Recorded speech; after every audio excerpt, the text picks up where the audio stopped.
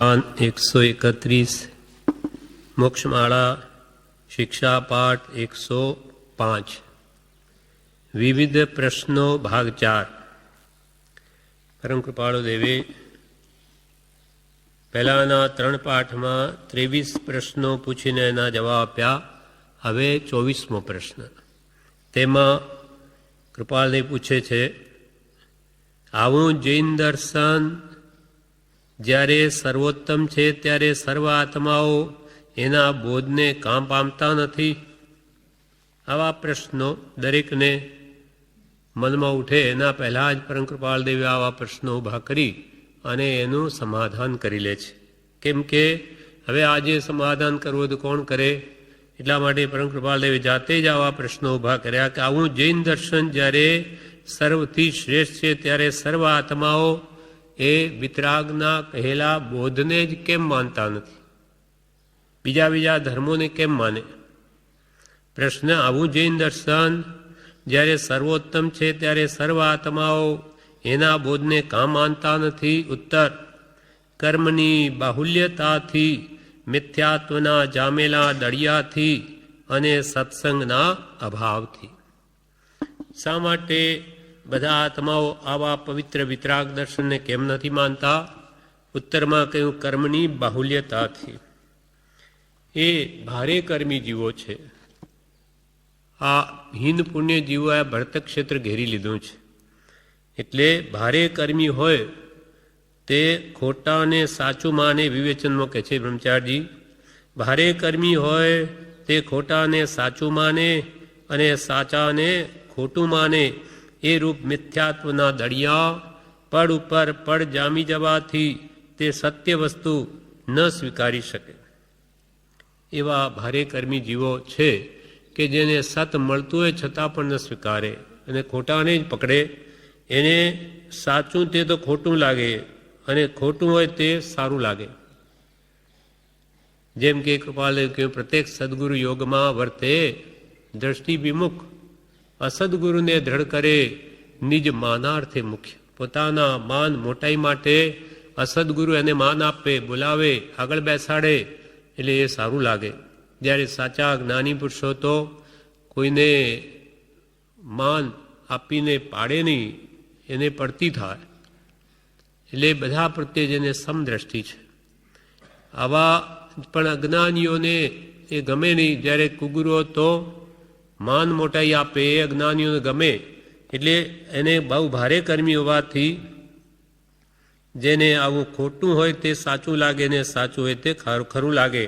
કેમ કે મિથ્યાત્વના દળિયા એના આત્મા ઉપર પડની પડ જેમ જામી ગયા છે. જેમ કોઈ થર ઉપર થર આવી ગયા હોય તો વધારે કપડું જેમ ખૂબ મેલું થઈ ગયું હોય તો એની સફેદાઈ સાવ દબાઈ જાય, તેમ મિથ્યાત્વના દળિયાના પડ ઉપર પડ એટલા બધા જામી ગયા કે એને સત્ય વસ્તુ સ્વીકારી ન શકે. કોઈ હળુકર્મી જીવ હોય, એક તો શા માટે જૈન દર્શનને આ જગતવાસી જીવો નથી માનતા? તો એક કારણ તો આ બતાવ્યું કે ભારે કર્મી, કર્મની બાહુલ્યતાથી સત વસ્તુ સ્વીકારે નહીં. બીજું, મિથ્યાત્વના જામેલા દળિયાથી, કર્મની બાહુલ્યતા, ભારે કર્મી એ જે દેહને આત્મા માને, આત્માને દેહ માને એવા નાસ્તિકો એ સ્વીકારે નહીં. કાં મિથ્યાત્વના જામેલા દળિયા ખૂબ થડ ઉપર થડ જામી ગયા હોય તો એને દર્શન મોહના કારણે સત્ય વસ્તુ સ્વીકારવામાં ન આવે. ત્રીજું કારણ, અને સત્સમાગમના અભાવથી. કોઈ હળુકર્મી જીવ હોય તેને સત્પુરુષનો સમાગમ ન હોય. હળુકર્મી જીવ હોય, મોક્ષનો ઈચ્છુક હોય, પણ એને જ્ઞાની પુરુષનો સમાગમ જ ન મળે, કુગુરુનો જ ભેટો થઈ જાય એટલે પણ શું થાય? એટલે કોઈ જિજ્ઞાસુ હોય તેને સત્પુરુષનો સમાગમ ન હોય, એમ સત્સમાગમના અભાવથી ખડી રહે અને સાચું ન મનાય. સાચું જોઈતું હોય પણ મળે જ નહીં. પુણ્ય નહીં હોય તો સત્પુરુષનો કે સત્સંગનો યોગ જ નહીં થાય. બિચારો ઘણો હળો કરવી, ખૂબ આરાધના કરીને પુરુષાર્થ ખૂબ કરવા ઈચ્છતો હોય, પણ એવું પુણ્યની ખામી હોય કે આગળ કુગરું મળી આવે. એટલે ત્યાં જપ તપ ઘણું કરે, વિશેષ કરે, પણ એ બધું મોક્ષના કામમાં આવતું નથી. એટલે ત્રીજું કારણ શું? જૈન ધર્મને યથાર્થ જે સત્ય છે સંપૂર્ણ એને કેમ નથી માની શકતા?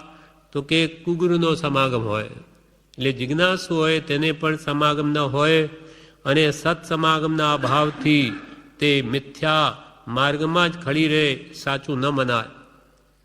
એ વસ્તુ બહુ જ દુર્લભ છે. કૃપાલદેવ કહે કે માર્ગ સરળ છે પણ પ્રાપ્તિનો જોગ મળવો બહુ જ દુર્લભ છે. માર્ગ તો સરળ છે, સરળ છે, સુગમ છે, સર્વત્ર તેની પ્રાપ્તિ હોય છે. સતની પણ સત બતાવનાર સત જોઈએ, સત્પુરુષ જોઈએ, એનો યોગ થવો અતિ દુર્લભ છે. મહાપુણ્યયોગે જ્ઞાની પુરુષનો સમાગમ થાય છે, એનું શરણ મળે છે, એટલે એ વસ્તુ બહુ જ દુર્લભ છે. નિકટ મોક્ષગામી હોય તે જૈન દર્શનને યથાર્થ આરાધી શકે. સાચા આરાધક પૂર્વના હોય, નિકટ મોક્ષગામી હોય, તેને જૈન દર્શન મળે તો એ સાચી રીતે આરાધના કરી શકે. જેમ કે અહીંયા પરમ કૃપાલદેવના માર્ગમાં આપણે ક્યાં ક્યાં રહેનારા બધા અહીંયા કેમ આવી ગયા? આપણા પૂર્વ પુણ્યના વડે. ચારે બાજુ દિશાઓમાં રહેનારા લોકોએ કોઈને અહીંયાથી નિમિત્ત મળીને સત મળી જાય છે, એ પૂર્વનું આરાધક પણ છે. એટલે એને સત વસ્તુ હાથમાં આવી ગઈ, બાકી બહુ બહુ દુર્લભ છે. નિકટ મોક્ષગામી હોય તે જૈન દર્શનને યથાર્થ આરાધી શકે એવા જીવો આ કાળમાં બહુ જ થોડા છે. એટલે કૃપાલ હીન પુણ્ય જીવોએ આ ભરત ક્ષેત્ર ઘેરી લીધું છે ચારે બાજુથી. આ ભયંકર કલિયુગમાં પાપાનુબંધી પુણ્યવાળા જીવો મુખ્યત્વે જન્મે છે.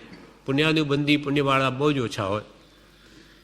એટલે જૈન દર્શનને યથાર્થ રીતે સંપૂર્ણ આરાધી શકે એવા જીવો આ કાળમાં બહુ જ થોડા છે. યોગ અને યોગ્યતા બંને જોઈએ.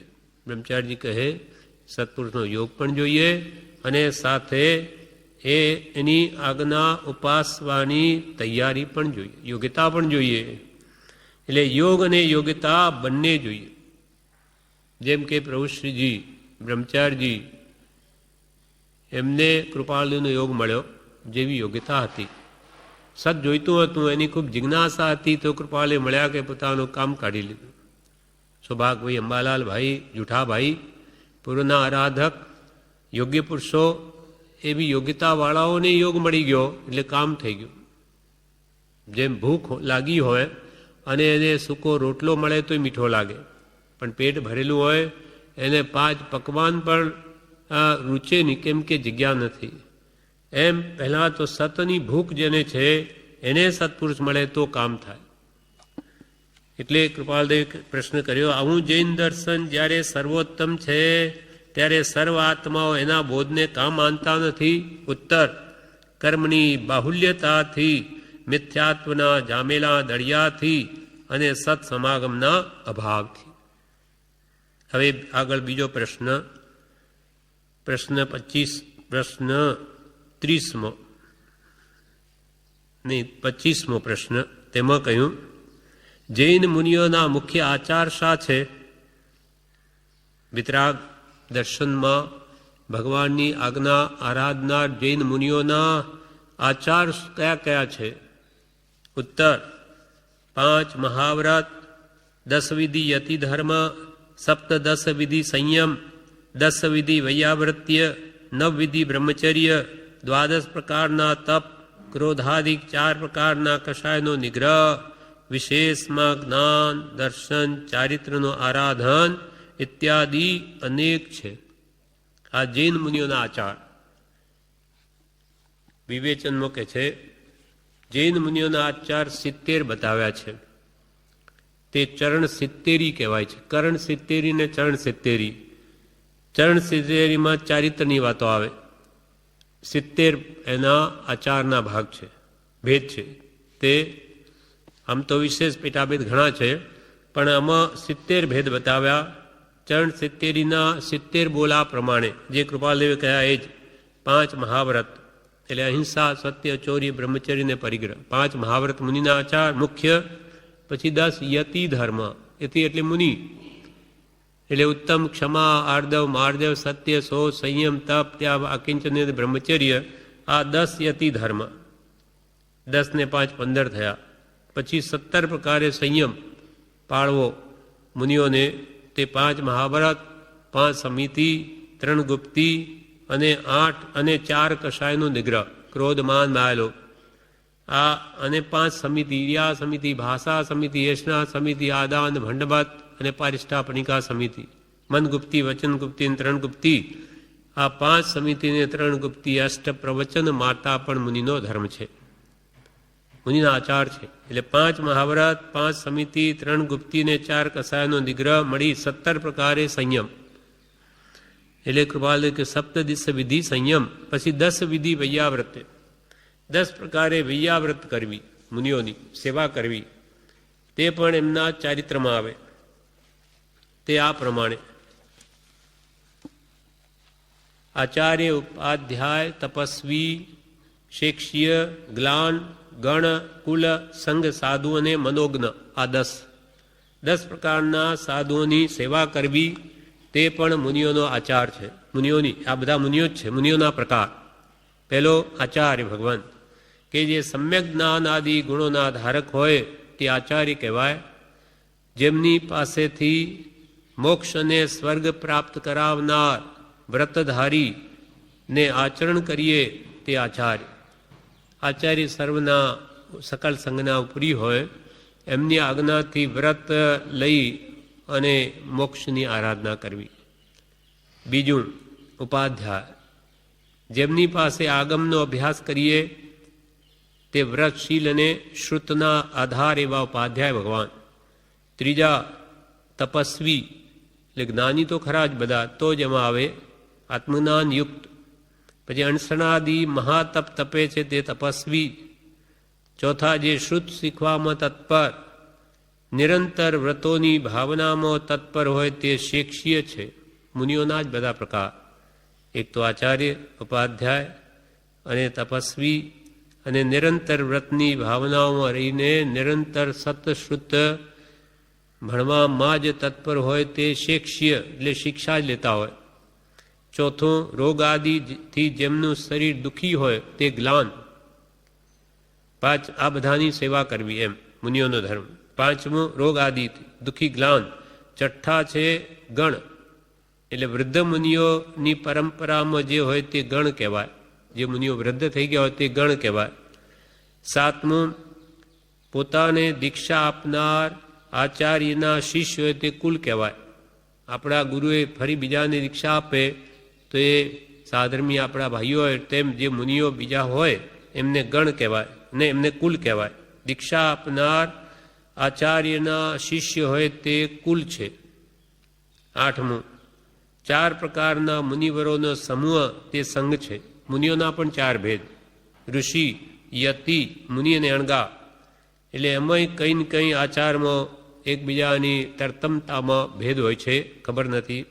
એ તે ઋષિ, યતિ, મુનિ અને અણગા, આ 4 પ્રકારના મુનિવરોનો સમૂહને સંઘ કહેવાય. સમાધિ સોપાનમાં આ બધું કહ્યું. પછી 9મું લાંબા કાળના દીક્ષિત થયેલા તે સાધુ કહેવાય. જે આત્મગુણોને સાધે તે સાધક સાધુ. 10મા મનોજ્ઞ. મનોજ્ઞ કોને કહેવાય? તો કે પંડિતપણાથી, વક્તાપણાથી કે ઊંચા કુળથી લોકોમાં માન્ય હોય તથા ધર્મનું અને ગુરુકુળનું ગૌરવ વધારનાર હોય તે મનોજ્ઞ કહેવાય છે. જે પંડિત હોય, વક્તાપણાથી કે ઊંચા કુળથી લોકોમાં માન્ય હોય, ધર્મનું અને ધર્મનું મહાત્મ્ય વધારે કે ગુરુકુળનું ગૌરવ વધારનાર જે હોય તે મનોજ્ઞ કહેવાય. મનોજ્ઞ એટલે મનને ગમે એવા તે, અથવા અસંયત સમ્યક દ્રષ્ટિ પણ સંસારના અભાવરૂપપણાથી મનોજ્ઞ કહેવાય. અસંયત સમ્યક દ્રષ્ટિ, વ્રત અભ્યાનથી અવિરત સમ્યક દ્રષ્ટિ, પણ એ પણ બધાના મનને ગમે એના વૈરાગ્ય ઉપશમથી, તેથી એ પણ મનોજ્ઞ કહેવાય. આ પ્રમાણે આ 10ની વૈયાવ્રત કરવી, તે 10 ભેદે વૈયાવ્રત. પછી 9 વિધિ બ્રહ્મચર્ય, આ બધા મુનિઓના આચાર. 9 વિધિ બ્રહ્મચર્ય પાળે, એટલે 9 વાર સહિત બ્રહ્મચર્ય પાળે. તેમાં 9 વાર વસતિ, કથા, આસન, ઇન્દ્રિય નિરીક્ષણ, અતિમાત્રા આહાર, આ બધા અને વિભૂષણ એટલે વસ્તી, કથા, આસન, ઇન્દ્રિય નિરીક્ષણ, અતિમાત્રા આહાર, વિભૂષણ વગેરે આ 10 પ્રકારે બ્રહ્મચર્યની વાડ થઈ. પછી 12 પ્રકારે તપ, 6 બાય ને 6 અભ્યંતર. બાયમાં અણસણ, ગુણોદરી, વૃત્તિ સંક્ષેપ, રસ પરિત્યાગ, કાય ક્લેશ અને સલીનતા, આ 6 પ્રકારે બાહ્ય તપ. 6 પ્રકારના અભ્યંતર તપ કયા? પ્રાયશ્ચિત કરવું, વિનય કરવો કોઈનો, એ પણ તપ છે. પોતાનું માન કશાય દબાય તો જ વિનય થાય, વિનય પણ તપ છે. વૈયાવચ કરવી, કોઈની સેવા, એ પણ તપ છે. સ્વાધ્યાય કરવો તે પણ તપ છે. ધ્યાન કરવું તે પણ તપ છે. ને કાયોત્સર કરવું એ પણ અંતરંગ તપ છે. આ 12 પ્રકારે તપ કયા. હવે 4 ક્રોધાદિ કશાયો, ક્રોધ, માન, માયાલોભનો અભાવ, અને પછી એક જ્ઞાન, એક દર્શન અને એક ચારિત્ર, એટલે સમ્યક જ્ઞાન દર્શનની આરાધના, એમ બધા મળીને કુલ આ 70 ભેદ થયા. આ ચરણ 70 કહેવાય. એટલે અહીંયા કૃપાલદેવે પ્રશ્ન કર્યો, જૈન મુનિઓના મુખ્ય આચાર શા છે? તો આ 70 મુખ્ય આચાર છે. ઉત્તર: 5 મહાવ્રત, 10 વિધિ યતિ ધર્મ, સપ્તદશ એટલે 17 વિધે સંયમ, 10 વિધિ વૈયાવૃત્ય, 9 વિધિ બ્રહ્મચર્ય, 12 પ્રકારના તપ, ક્રોધાદિક 4 પ્રકારના કષાયનો નિગ્રહ, વિશેષમાં જ્ઞાન, દર્શન, ચારિત્રનું આરાધન ઇત્યાદિક અનેક છે. હવે નવો આ મુખ્ય બધા બતાવ્યા 70 ભેદ. હવે નવો પ્રશ્ન: જૈન મુનિઓના જેવા જ સંન્યાસીઓના પંચયામ છે, બૌદ્ધ ધર્મના 5 મહાશીલ છે, એટલે એ આચારમાં તો જૈન મુનિઓ અને સંન્યાસીઓ તેમજ બૌદ્ધ મુનિઓ સરખા જ ખરા કે? ઉત્તર: નહીં, ના. કે જૈન મુનિઓ માટે પણ પંચમહાવ્રત, તેમ સંન્યાસીઓમાં પણ પંચયામ, બૌદ્ધ ધર્મમાં પણ પંચમહાશીલ, તો પછી શું આચારમાં આ બધા જૈન મુનિઓ, સંન્યાસીઓ અને બૌદ્ધ મુનિઓ બધા સરખા ખરા કે? તો કે ના, સરખા નહીં. શું કારણ? સરખા નહીં તો શું કારણ? પ્રશ્ન: કેમ સરખા નહીં? ઉત્તર: એઓના પંચયામ અને પંચમહાશીલ અપૂર્ણ છે. મહાવ્રતના પ્રતિભેદ જૈનમાં અતિ સૂક્ષ્મ છે, પેલા 2ના સ્થૂળ છે. ભેદ છે. પંચ ભલે ને 5 પ્રકાર ત્રણેયમાં કહ્યા, પણ એમાં બહુ ભેદ છે. એ વિવેચનમાં જણાવે છે. સંન્યાસીઓ, બૌદ્ધ મુનિઓ, જૈન મુનિઓ જેવા 5 મહાવ્રત પાડે?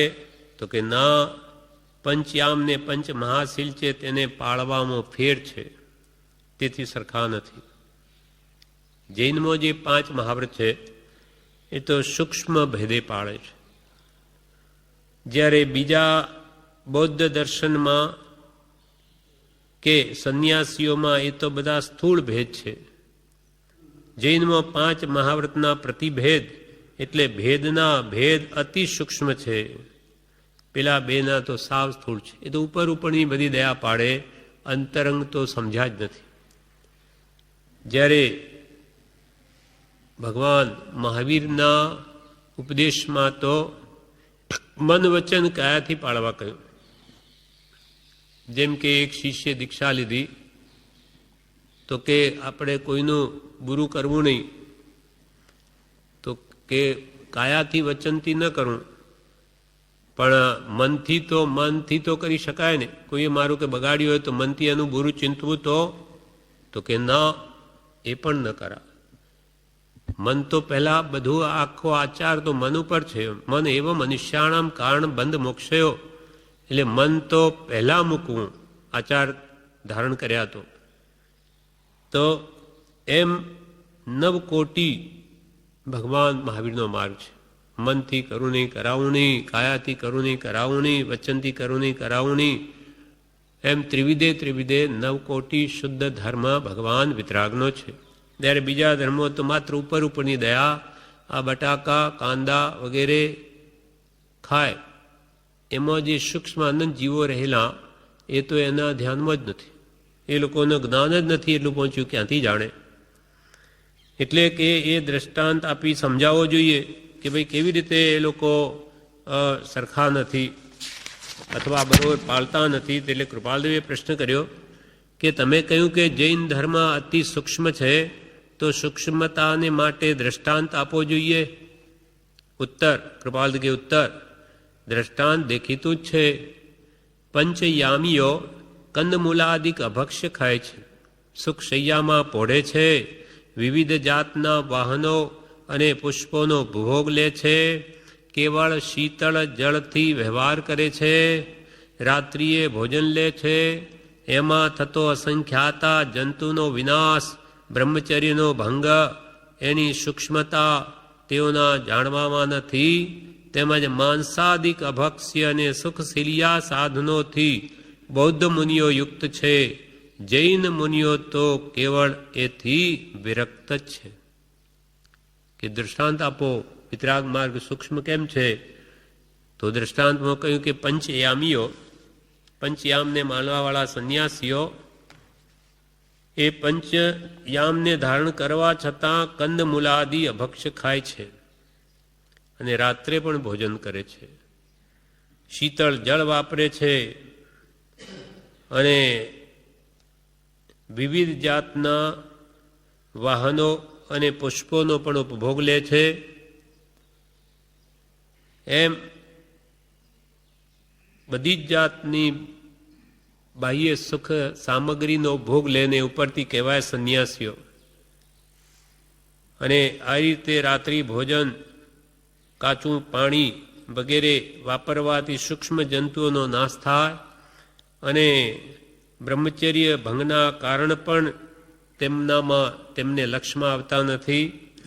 તેમજ બૌદ્ધના સાધુઓ જે 5 મહાશીલ પાળે તેઓ તો માંસ ભક્ષણ પણ કરે છે. તેઓ તો માંસ ભક્ષણ આદિત્ય અને સુખશીલિયા સાધનોથી યુક્ત છે, જ્યારે જૈન મુનિઓ તો કેવળ વિરક્ત જ છે. જૈન મુનિઓના આચાર જેવો કોઈ દર્શનના સંતોમાં આચાર નથી. ભગવાન વિતરાગે મહાવીરે જે શિષ્યો માટે આચાર ઉપદેશ્યો શુદ્ધ રીતે સૂક્ષ્મ ભાવે, તેવા તો કોઈ દર્શન કે ધર્મમાં આચાર નથી. કેમ?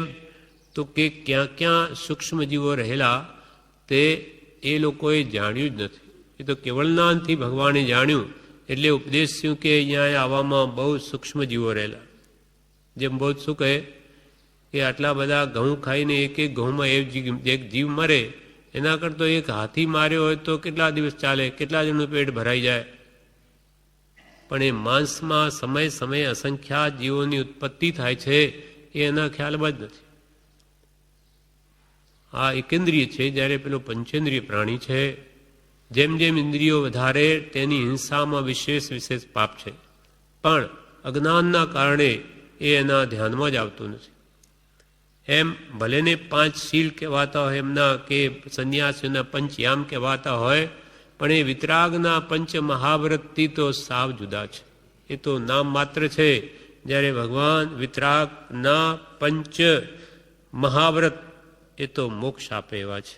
કોઈ નાનામાં નાના જંતુને પણ જે વડે દુઃખ ન થાય એવા ભગવાન મહાવીરના આ પંચ આચાર છે, પંચ મહાવ્રત છે, જે મુનિ સર્વથા પાડે અને શ્રાવકો અંશે પાળે છે.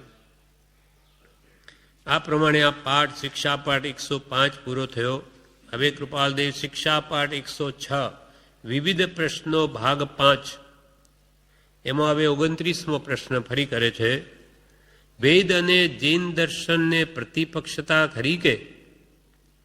એટલે વેદ દર્શન વેદાંત અને જૈન દર્શનમાં વિરોધ ખરો કે? પ્રતિપક્ષતા એટલે વિરોધ ખરો કે? ઉત્તર, જૈનને કંઈ અસમંજસ ભાવે પ્રતિપક્ષતા નથી, પરંતુ સત્યથી અસત્ય પ્રતિપક્ષી ગણાય છે. તેમ જૈન દર્શનથી વેદનો સંબંધ છે. કે ભાઈ એવું કોઈ જૈનને ને વેદાંતને કોઈ અયોગી રીતે પ્રતિપક્ષપણું નથી, વિરોધ નથી, પણ સત્ય રીતે છે. જેમ કે સત્યથી અસત્ય હંમેશા વિપરીત જ હોય. ભગવાન વિતરાગનો જૈન માર્ગ એ તો સ્યાદવાદ બોધે છે. સ્યાદવાદથી તત્વ ઉપદેશ છે, જ્યારે બીજા મતવાદીઓ એકાંતે લે છે.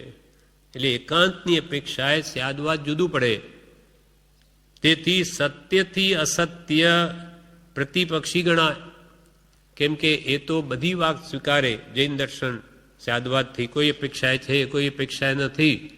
જ્યારે બધા ધર્મો એમ સ્વીકારે નહીં, એ તો એકાંતે લઈ લે. એટલે મિથ્યા ઠરે છે. બાકી કોઈ બીજા કારણે કોઈ ઝઘડા નથી. પણ જે સત્ય સ્વીકારે એનાથી અસત્ય હંમેશા વિપરીત જ હોય. વેદ અને જૈન દર્શનને પ્રતિપક્ષતા ખરી કે ઉત્તર? જૈનને કઈ અસમંજસ ભાવે પ્રતિપક્ષતા નથી, અસમંજસ ભાવે. એટલે કે અયોગી રીતે કોઈ વિરોધ નથી, પણ સાચો હોય તે જૂઠાનો પ્રતિપક્ષી ગણાય. તેમ જૈન દર્શન સાથે વેદનો સંબંધ છે. પ્રશ્ન બીજો, પ્રશ્ન 30મો, એ બેમાં સત્ય સ્વરૂપ તમે કોને કહો છો? કૃપાલદેવ પૂછે, તમે આ બધા ધર્મો એટલા બધા જગતમાં ચાલી રહ્યા, તમે કોને સત્ય કહો છો? ઉત્તર, પવિત્ર જૈન દર્શનને. જૈન દર્શન જે બેમાં સત્ય છે, માટે અમે એને સત્ય કહીએ છીએ, કેમ કે એ પવિત્ર દર્શન છે. તમે કે છે જૈનને પવિત્ર કહો, તેમ વેદ દર્શનીઓ વેદને કહે છે, તેનું શું? તેનું કેમ? તમે તમારા ધર્મને સાચું કહો, તેમ બીજા પોતાનો જે ધર્મ એને સાચું કહે, એનું શું? વેદ દર્શનીઓ વેદને સત્ય કહે છે, તેનું કેમ? ઉત્તર, એ તો મતભેદ અને જૈનના તિરસ્કાર માટે છે, પરંતુ ન્યાયપૂર્વક બંનેના મૂળ તત્વ આપ જોઈ જજો. આ તો એક મતભેદ પડી ગયો. મારી માન્યતા પ્રમાણે સામો માણસ નથી માનતો, માટે ખોટો. એ કારણે કે છે કે ભાઈ અમારી માન્યતા જુદી, અમારી સાચી, એની ખોટી, એમ મતભેદથી બોલે છે. માટે એ જૈનને તિરસ્કાર છે, પરંતુ ન્યાયપૂર્વક કૃપાલદેવ કહે, તમે બધા મતોને એના જે મૂળ તત્વો છે એને જોઈ જાઓ, તો તમને જ ખબર પડી જશે કે બેમાં સત્ય કોણ છે. પરંતુ ન્યાયપૂર્વક બંનેના મૂળ તત્વો આપ જોઈ જજો, તુલનાત્મક અધ્યયન કરજો. બેના તત્વો મધ્યસ્થાથી જોઈ પછી વિચારજો, તો તમને જ ખ્યાલમાં આવશે કે બેમાં સત્ય શું છે.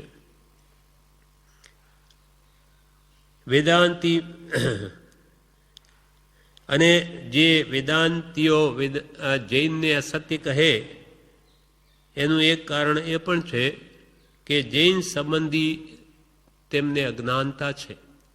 જૈનના જે સિદ્ધાંતો એ એમને મધ્યસ્થતાથી જોયા નથી. એ જુએ તો એને પણ ખ્યાલમાં આવે કે બેમાં સત્ય શું છે. જે મારું તે જ સાચું એમ જ હું લઈ માંડું તો કોઈ દિવસ સત્ય શું છે જાણવાની ઈચ્છા જ ન થાય. મારું એ જ સાચું છે, બીજા બધાનું ખોટું. પણ કદાચ બીજાનું સત્ય હોય તો એમ મધ્યસ્થતાથી બધું જાણીને નિર્ણય કરે તો એને સત્ય સમજાઈ જાય. કેમ કે જૈન દર્શન દરેક પ્રકારે વસ્તુના અનંત ગુણધર્મોને ન્યાયથી, નિક્ષેપથી, પ્રમાણથી એ સિદ્ધ કરી બતાવે છે. માટે એને માનવું જ પડે જો મધ્યસ્થતા હોય તો. પછી આગ્રહ જ હોય મારું તે જ સાચું, એને તો કોઈ નહીં સમજાવી શકે. હવે આગળ કે છે પ્રશ્ન 32મો. એમાં એમ કહ્યું કે આટલું તો મને લાગે છે કે મહાવીરાદિક જિનેશ્વરનું કથન ન્યાયના કાંટા પર છે. હવે શિષ્ય એટલા બધા પ્રશ્નો જાણે પૂછ્યા, એનું સમાધાન થયું, એટલે એને લાગ્યું કે મહાવીર ભગવાન જિનેશ્વર જે કહે છે એનું કથન તો ન્યાયના કાંટા પર છે. ન્યાયથી વાત બરાબર કે છે. એ તો બંનેનું તત્વ જોવાનું કે છે. તમે જુઓ પછી નિર્ણય કરો. અમારું જ કંઈ સત્ય માનીને લો. એટલે ભગવાન મહાવીર જિનેશ્વરનું કથન ન્યાયના કાંટા પર છે, આટલું તો મને માન્યું છે. હવે શિષ્ય કહે છે, પરંતુ જગત કરતાની તેઓ ના કહે છે અને જગત અનાદિ અનંત છે એમ કહે છે, તે વિશે કંઈક શંકા થાય છે કે આ અસંખ્યાત દ્વીપ સમુદ્રયુક્ત જગત વગર બનાવે ક્યાંથી હોય. પણ શિષ્યને એક આ શંકા છે કે જગત કરતાની ના પાડે છે મહાવીર ભગવાન, અને જગત તો કે અનાદિકાળથી છે, અનંતકાળ સુધી રહેશે. એ વિશે મનમાં કંઈ શંકા રહ્યા કરે છે કે આ વગર બનાવે આવા અસંખ્યાત દ્વીપ, જમીન, સમુદ્ર વગેરે વગર બનાવે ક્યાંથી બની ગયા, કેવી રીતે બને? ઉત્તર: આપને જ્યાં સુધી આત્માની અનંત શક્તિની લેશ પણ દિવ્ય પ્રસાદી મળી નથી ત્યાં સુધી એમ લાગે છે. કૃપાલજી જવાબમાં કહે કે આપને જ્યાં સુધી આત્માની અનંત શક્તિ, આત્માની કેટલી શક્તિ છે? અનંત શક્તિ. તેમાંથી એક પણ સદગુણ જો પ્રગટે તો એ અનંત શક્તિની લેશ, એક સદગુણ જો પ્રગટે તો અનંત શક્તિની લેશ પણ દિવ્ય પ્રસાદી અને મળે, પણ એ મળી નથી ત્યાં સુધી એમ લાગે. એટલે અનંત ગુણ આત્મામાં છે, એમાં એક સમ્યક દર્શન જો ગુણ પ્રગટે, આત્માનું ભાન થાય, અનુભવ થાય, તો એને પોતાને જ લાગી આવે કે ભગવાન વિતરાગોએ કહ્યું તે સંપૂર્ણ સત્ય છે. પણ એ એક પણ ગુણ પ્રગટ્યો નથી, તેથી એને અનુભવ થયો નથી, તેથી એમ કહે છે. એટલે કૃપાલદેવ કહે જ્યાં સુધી આત્માની અનંત શક્તિની લેશ પણ દિવ્ય પ્રસાદી મળી નથી, આત્મામાં અનંત શક્તિઓ છે, એમાં લેશ પણ એક ગુણ પ્રગટ્યો હોય તો એને ખ્યાલ આવે પોતાને, ત્યાં સુધી એમ લાગે છે. પરંતુ તત્વ જ્ઞાને એમ નહીં લાગે. પણ તમને તત્વ, આત્મતત્વ, જળ તત્વ વિશે એ બધાની શક્તિઓનો ખ્યાલ આવશે ત્યારે એમ નહીં લાગે. જેમ કે આજે આપણે વિચારીએ જળ તત્વની શક્તિઓ, તો કેવી કેવી શોધ જળ દ્રવ્યની કરી છે કે જ્યાં અહીંયા સર્વત્ર એ પરમાણુ પથરાયેલા છે કે અહીંયા બેઠા હજારો માઇલ દૂર અમેરિકા સાથે વાત કરી શકાય તરત જ. આ કોની શક્તિ? પૂતગલની. આવી અનંત શક્તિઓ પૂતગલમાં છે, તેવી જ અનંત શક્તિઓ આ તમામય છે. એવા દરેક દ્રવ્યો, 6 દ્રવ્યોનું બનેલું જે વિશ્વ છે, દરેક દ્રવ્યમાં અનંત શક્તિઓ છે, અનંત શક્તિઓ છે. પણ આ ભૌતિક, આ જગતમાં જગતવાસી જીવો ભૌતિક શક્તિઓને બહાર લાવવા પ્રયત્ન કરે છે. એટલે એ શક્તિઓ બહાર આવી, કોઈક વિતરાગનો આરાધક મુમુક્ષુ તે પોતાના સ્વ આત્માની શક્તિઓને બહાર લાવવા પ્રયત્ન કરે તો તે સંકિત પામે, કેવળ જ્ઞાન પામે. અહીંયા બેઠો તે તો આખું જોઈ શકે કોઈ પણ સાધન વગર. એવી અનંત શક્તિઓ આત્મામાં છે. એવી કંઈક શક્તિનો એને અનુભવ થાય તો એને પણ થાય કે હા બરોબર આ બધું હશે, પણ એને કંઈ અનુભવ થયો જ નથી, એટલે શંકા રહ્યા કરે. એટલે કૃપાલદેવે ઉત્તરમાં કહ્યું, એને કહ્યું કે આ જગત આટલું બધું અનાદિ અનંત છે, કોઈ બનાવ્યા વાળો જો ન હોય તો એ કેવી રીતે બને? તેના ઉત્તરમાં કહ્યું, આપણે જ્યાં સુધી આત્માની અનંત શક્તિની લેશ પણ દિવ્ય પ્રસાદી મળી નથી ત્યાં સુધી એમ લાગે છે, પરંતુ તત્વજ્ઞાને એમ નહીં લાગે. તમે પણ તત્વ જ્ઞાન કરો. જીવ તત્વ, અજીવ તત્વ, આશ્રવ, સંબર, બંધ, મોક્ષ, નિર્જરા, પાપ, પુણ્ય, આ નવ તત્વો સંબંધીનું જ્ઞાન મેળવો. સૂક્ષ્મ ઊંડા ઉતરીને એના ભાવોને સમજો તો કે તમને પણ એ વાત મનાશે, શ્રદ્ધાનમાં આવશે. પરંતુ તત્વજ્ઞાને એમ નહીં લાગે. સન્મતિ તર્ક ગ્રંથનો આપ અનુભવ કરશો એટલે શંકા નીકળી જશે. સંમતિ તર્ક નામનો જે ગ્રંથ છે એમાં જે તર્ક સહિત વાત સમજાવી, એ જો આપ અનુભવ કરશો એટલે તમારી આ શંકા નીકળી જશે. એ વાંચશો શાંતિથી, એના બધા ભાવોને સમજવાનો પ્રયત્ન કરશો તો તમને આ શંકા નીકળી જશે. હવે છેલ્લો અંતિમ પ્રશ્ન, એટલે કે તમે આત્માના તદ્દન અજાણ છો કે આત્મામાં જે અનંત શક્તિ છે એ તમને કલ્પનામાં પણ નથી. ચૈતન્ય ચમત્કાર સૃષ્ટિના લક્ષ્યમાં નથી. ચૈતન્ય ચમત્કાર આપણો આત્મા અનંતો જ્ઞાન જેનામાં પડેલું, અનંત દર્શન, અનંત સુખ, અનંત વીર્ય આદિ શક્તિઓ, એવી એક એક પ્રદેશે અનંત અનંત ગુણ રહેલા છે, પણ એને એનો અનુભવ નથી. એ દરેક આત્મામાં છે, પણ આવરિત છે, ઢંકાયેલા છે. એ જે પુરુષાર્થ બળે એનો જે રસ્તો છે એ જ્ઞાનીઓ એ પ્રગટ કર્યા બતાવે છે. એમ કરે તો પોતાની પણ શક્તિઓ બહાર આવે. એટલે કે તમે આત્માના તદ્દન અજાણ છો, તેથી તમને એમ લાગે છે કે કોઈ કર્તાની જરૂર છે, પરંતુ તત્વજ્ઞાન થાય તો એમ લાગે નહીં. માટે સંમતિ તર્ક ગ્રંથ આપ વિચારશો તો એ શંકા નીકળી જશે. હવે અંતિમ પ્રશ્ન પરમ કૃપાળુદેવ કહે છે કે આખી મોક્ષમાળા ભણ્યા છો તો આ વિચારો. અંતિમ પ્રશ્ન છે, પરંતુ સમર્થ વિદ્વાનો પોતાની મૂર્છા વાતને પણ દ્રષ્ટાંતાદિકથી સિદ્ધાંતિ કરી દે છે, એથી એ ત્રુટી શકે નહીં. પણ સત્ય કેમ કહેવાય? શિષ્યે શું કહ્યું કે સંમતિ તર્ક, આમ કહ્યું ને કે સંમતિ તર્ક વાંચજો ગ્રંથ તો તમારી શંકા નીકળી જશે. તો કે એ તો કોઈ સમર્થ વિદ્વાન હોય, એ અનેક તર્કથી વાત કરે તો મિથ્યા વાતને સાચી કરી બતાવે, તો શું સાચી માની લેવી? એવો શિષ્યનો પ્રશ્ન છે. પરંતુ સમર્થ વિદ્વાનો પોતાની મૃષા એટલે મિથ્યા વાતને પણ દ્રષ્ટાંતાદિકથી સિદ્ધાંતિ કરી બતાવે. દ્રષ્ટાંતો દરેકમાં મળી શકે, તો કે એવા દ્રષ્ટાંતોથી જૂઠી વાતને પણ સત્ય કરી બતાવે. પણ એથી એ ત્રુટી શકે નહીં, એ વાતને તોડી શકાય નહીં. પણ સત્ય કેમ કહેવાય? પણ એ સાચું કેમ કહેવાય? એના ઉત્તરમાં કૃપાલદેવ કહે છે, પણ આને કંઈ મૃષા કથવાનું પ્રયોજન નહોતું.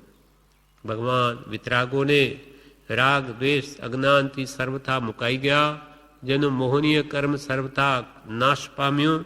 આવા કેવળ જ્ઞાનીઓને મૃષા કહેવાનું કોઈ પ્રયોજન નહોતું. શા માટે મિથ્યા કહે? એથી અમને શું લાભ થાય? પણ આને કંઈ મૃષા કથવાનું પ્રયોજન નહોતું, કેમ કે મૃષા માણસ ક્યારે બોલે? કોઈ ક્રોધવશ જૂઠું બોલે, કોઈ માન વશ, માયા વશ, લોભ વશ. પણ ભગવાનને તો એમાં એકે કશાય નથી. ક્રોધ માન માયા લોભ આદિ તો મિથ્યા શા માટે કહે? અને કોઈ અજ્ઞાન વશ, ખબર જ ન હોય એટલે કે જૂઠું બોલાઈ ગયું. તો ભગવાન તો સર્વજ્ઞ છે, સર્વ જાણે છે. એના જ્ઞાનથી કોઈ તત્વ બહાર નથી, કોઈ વસ્તુ બહાર નથી. માટે જે બધું જ જાણે, અનંત દ્રવ્યો, એના અનંત ગુણો, અનંત પર્યાયોને ભગવાન એક સમયમાં જાણે છે.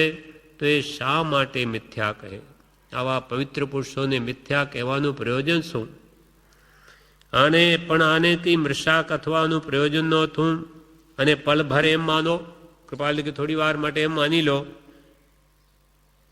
માનો કે આપણને શંકા થઈ કે એ કથન મૃષા હશે, તો પછી જગત કરતાએ એવા પુરુષને જન્મ પણ કાં આપ્યો?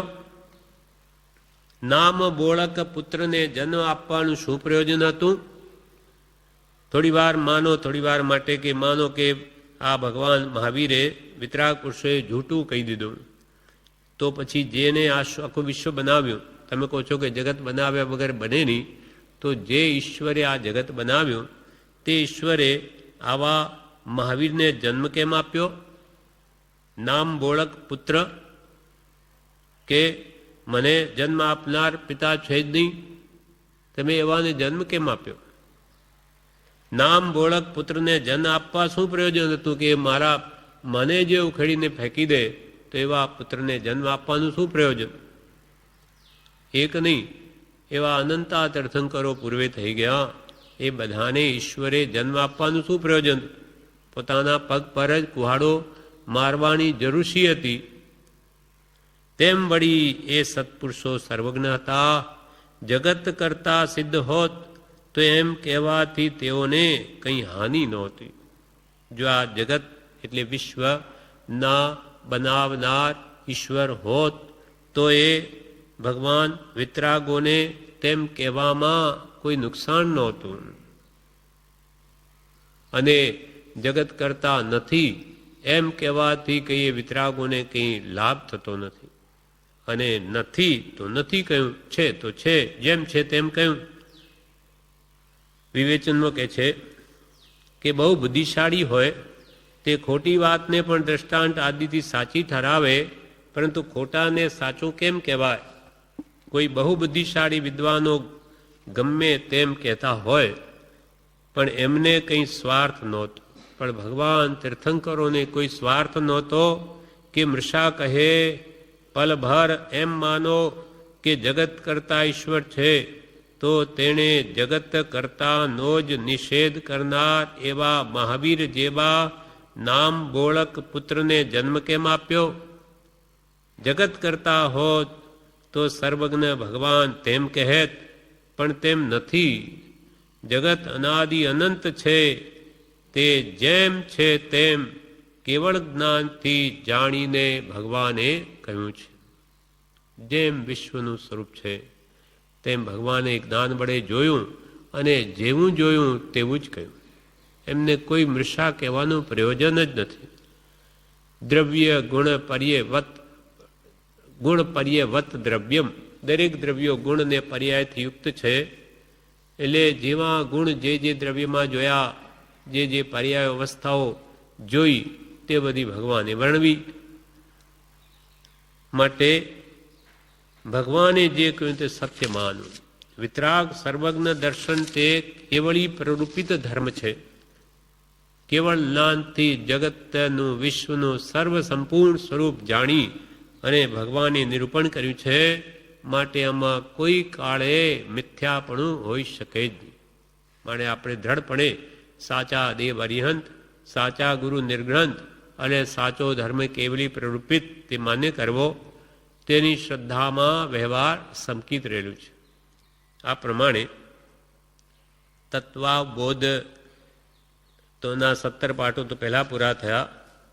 હવે મોક્ષમાળા પૂરી થઈ એના કે વિશે તમે આજે હું પ્રશ્નો પૂછું છું એના જવાબ આપો કે ભાઈ તમે મોક્ષમાળા ભણ્યા તો કેવી રીતે ભણ્યા, પરીક્ષા લે છે. એવા 33 પ્રશ્નો આપણને અત્યારે પૂછ્યા. હવે 33 પ્રશ્નો પણ હમણાં પૂરા થયા. એટલે મોક્ષમાળાનો 106મો પાઠ એ પૂરો થયો. હવે શિક્ષા પાઠ 107 જે દિનેશ્વરની વાણી, ભગવાનની વાણી, એ પાઠ છે. અને 108 પાઠ છે તે પૂર્ણ માલિકા મંગલ, અંતિમ માંગલિક શું છે તે 2 પાઠ એના માટે મૂક્યા છે. જે આપણે એક પાઠ આવતીકાલે અને બીજો પરમ દિવસે લઈને, કાલે તો 14 છે એટલે લઈને 2 દિવસમાં 3 દિવસમાં મોક્ષમાળા પૂરી થઈ જશે.